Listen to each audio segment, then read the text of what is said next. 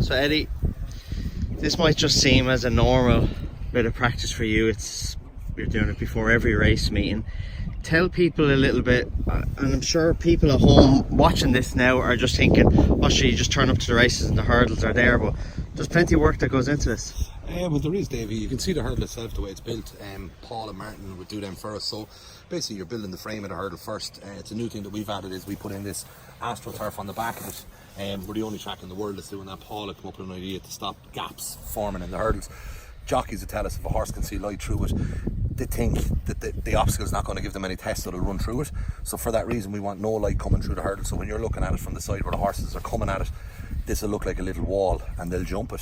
So we put on the AstroTurf first, and then the lads will slide in the birch, which is a bit of a job in itself. You can see the way it's folded in on the other side to give the nice kind of old birch look to the hurdle.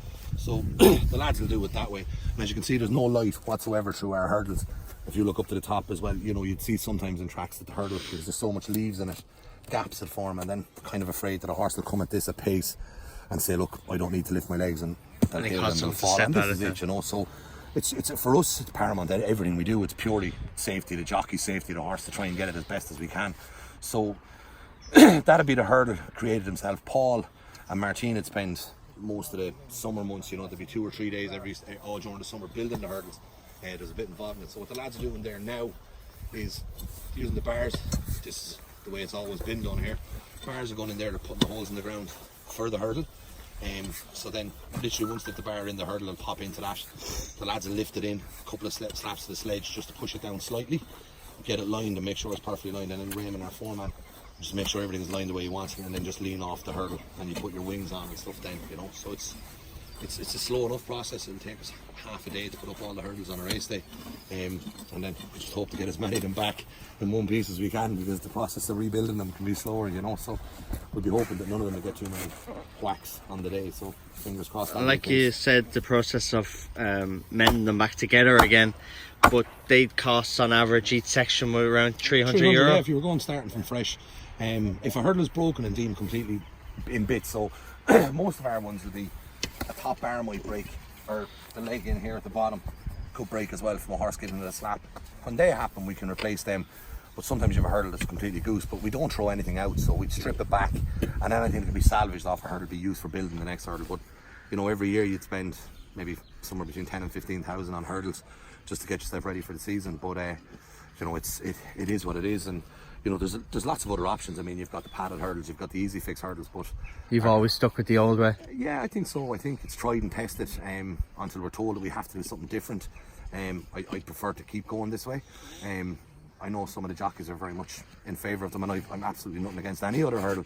This hurdle seems to work for us, and I think with the introduction of the AstroTurf on the back of it, it's really improved them. Like, Davey, you've ridden over hurdles, like you look at that there and tell me that a horse coming at that's not going to think it's a little small brick wall. You know, it's not any firmer or harder when they're hit. Yeah, it's just that bit better.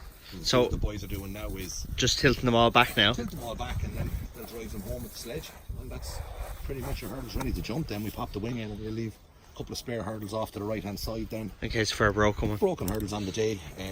You know, the lads will just run in and out after every race or during the race. After every hurdle is jumped, we'll have 2 men at every hurdle. They come out, hopefully everyone gets over safe. They come out and check them, make sure that they're still standing the way we want them. You know, which is same in every track. Everyone will have 2 at it. If there's a faller, we obviously then come out and we deal with that as well with the order of malta. Myself and Raymond are generally in the first van, so we come out. Our call there is that the order of malta look after the jockeys. Our decision is whether we're going to have the jockey sorted before they come back around. So if we need to put a bypass in, a fella might go back to the bend, put a flag up, we'll be here. One of us put the orange disc there and it'll be flagged for the boys to come back around. And our bypasses on Saturday are to the right of the hurdles, all bypasses. You can see we've a continuous rail on the left, you know, so it's just again a safety precaution as well. Hopefully we won't have any of them on at the weekend, you know. And this is your second last hurdle, Eddie? This is the second last, yeah. If you were in the Galmoy hurdle, which would be probably our biggest hurdle race of the year, the 3 mile start for the Galmoy hurdle is literally with their bums to this hurdle, so it's literally that's the 3 mile start straight over. But that's the second last. You can see it's a nice run in from our second last to our last. If you look to your left, Davey, you'll see that we've the third last fence which give you an idea of the distance of our running in the hurdle track. Our third last fence, second last fence and last fence. In that same space we've only 2 hurdles, so to pop this, get themselves right, they'll be flying at this stage. On the ground, if they're going in on Saturday, they won't be flying. They won't be flying, but the race is won and lost between here and that winning post there. Like they always say in Gowran, you're not racing until you pass the beech tree, and that's the famous beech tree there on the bend.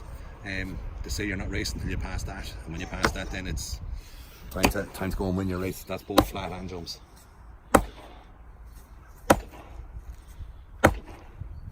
So the wing is going up. It's the last bit that we put up there, Raymond, and kind of make sure this is the right way. This is the final guide for the horses coming into it. When we get a horse setting himself going for a jump, the last thing we want is a horse to duck out. So our wing will go up here. You can see we've it raised higher, and we'll actually bring another rail back another 15 yards, 16 yards. So once they get into that final 20 to 25 yards, they shouldn't have the chance to duck out. You know, the fence, the rail will push them to the hurdle, and the other horses will guide them along. So it's purely, really is a safety precaution that the wing is there, because horses, you know yourself, they're clever out, and horse comes there and sees a gap, he'll go for the gap. So if you're on the inside, if I'm on the inside of you and you decide to cut across for a gap, like what happened with Alboom Photo a couple of years ago, when Paul, I know Paul pulled it up a little bit himself, but Robbie Power was the unlucky soldier in that scenario. If you had a situation where the two of us are riding to that horse, the last hurdle there, and your horse sees a gap and decides to go right, that's the two of us gone. So with the wing, keeps everybody going straight and keeps them honest. So it's a very important part of it. On Saturday, we have a continuous running rail on the left hand side, so all our bypasses, as I said, to the right. Occasionally, as much as we can, we jump what's called island hurdles. So we bring our hurdles to the middle of the track, 2 wings on either side. We tell the jockeys before racing, you're bypassing left or bypassing right. But again, it just makes it so much easier for us. If we follow on the left, we can bypass to the right, follow on the right, bypass to the left. But on this case, we've decided to give them completely fresh ground for Saturday. It's such an important fixture to us. So with that in mind, we had to push right across to the left. So unfortunately, we can just bypass to the right on Saturday, but it's fine. Eddie, thanks for showing us how hurdles get put together for those who don't know, and telling us a little bit about the fences and hurdles of Gowran Park. No, brilliant. Thanks a million, Davey.